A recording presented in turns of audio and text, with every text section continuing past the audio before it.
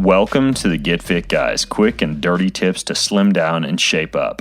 My name is Ben Greenfield. I'm the Get Fit Guy, and in today's episode, you're going to get 4 healthy coffee alternatives for workout energy, should you want to perhaps forsake that necessary pre-workout cup of coffee or caffeine-infused energy drink and instead go for something more natural.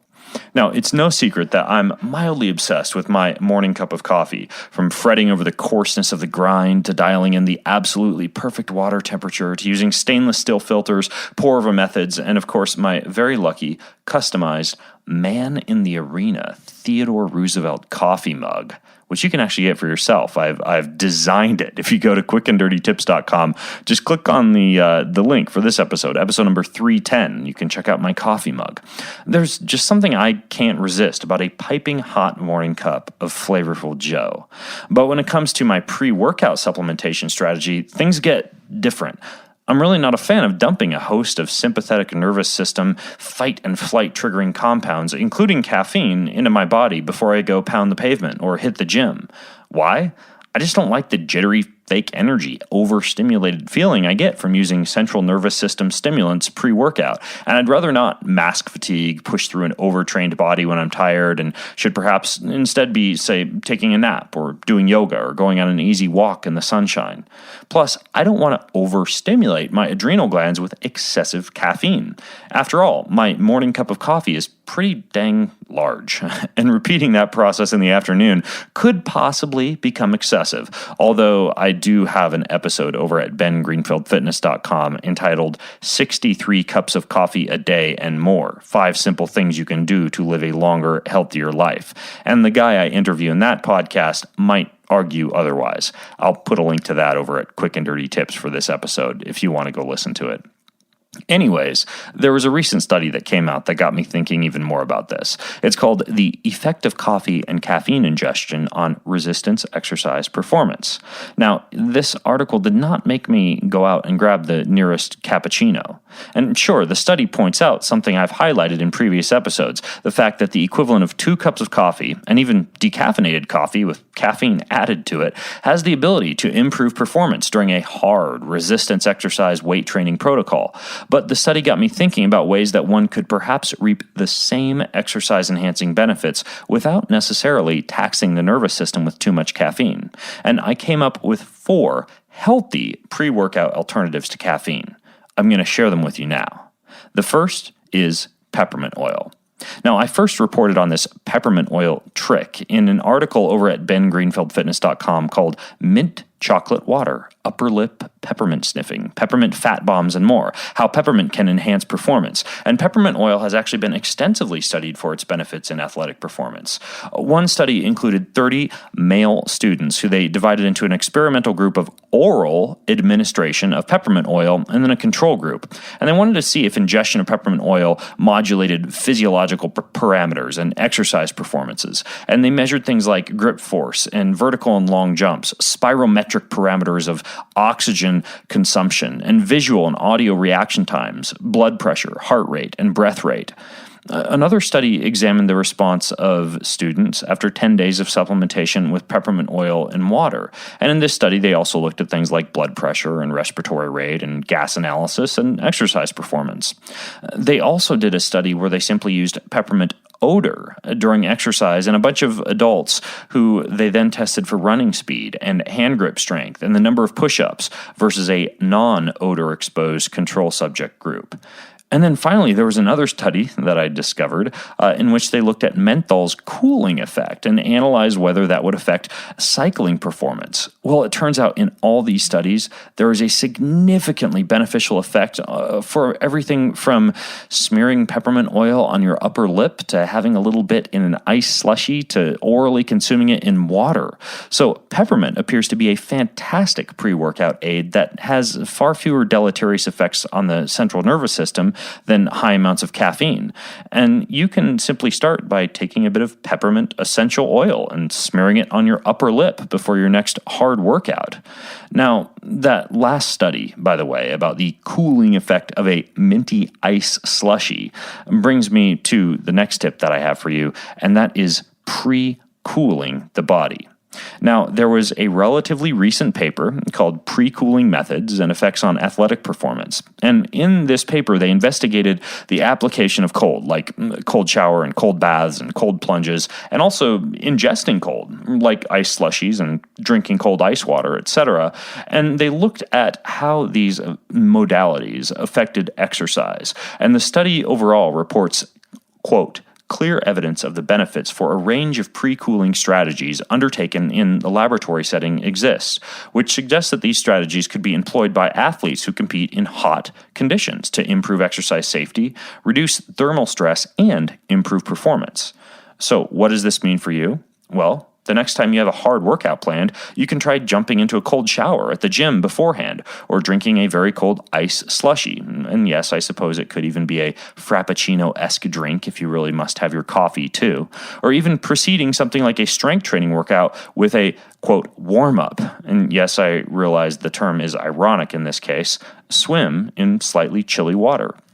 Now, there are other benefits, of course, to cold that I've written and talked about before on previous Get Fit Guy episodes, like the release of nitric oxide, a full-body Viagra-esque equivalent, increased blood flow, the ability to push yourself to higher levels of fatigue, an increase in the conversion of white fat-based storage adipose tissue to brown fat-based metabolically active tissue, and much more.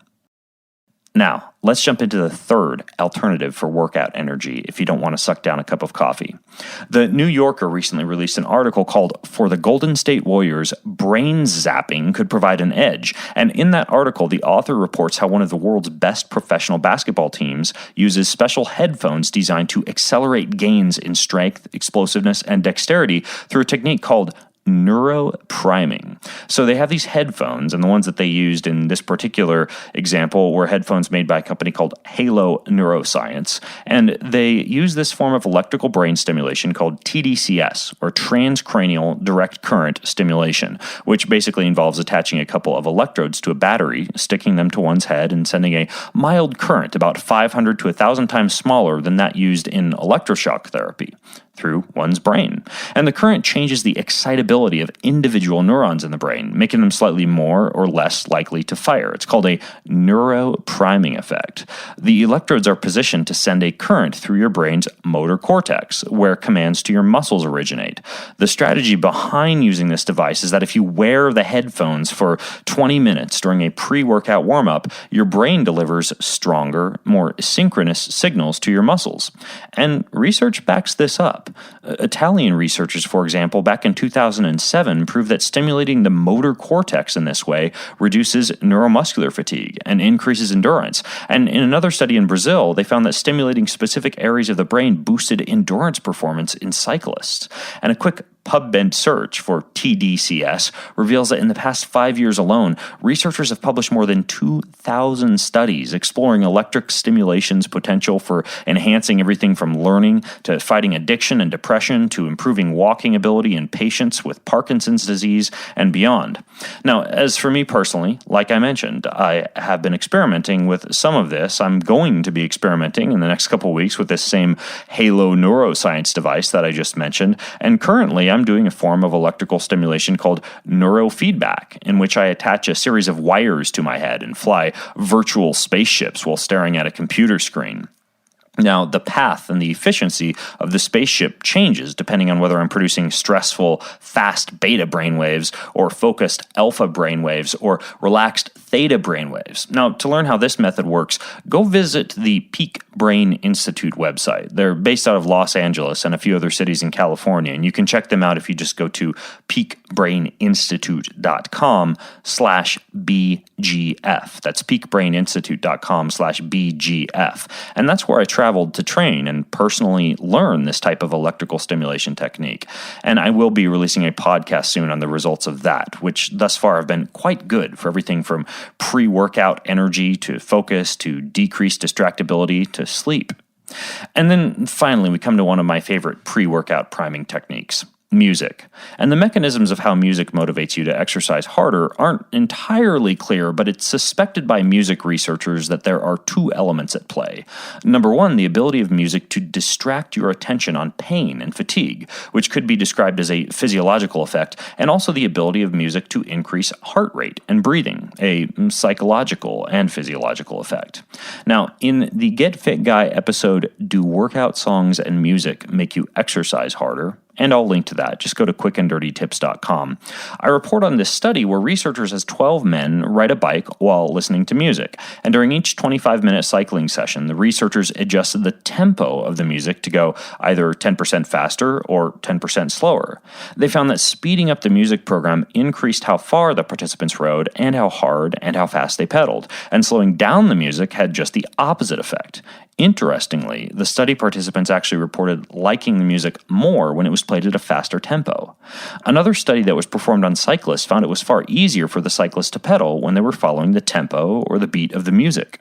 And another study found that basketball players could actually shoot better free throws when they listened to catchy, upbeat music. And the researchers in that study suggested that the same positive distraction that helped those basketball players shoot better could also distract any of the rest of us from fatigue or pain experienced during exercise.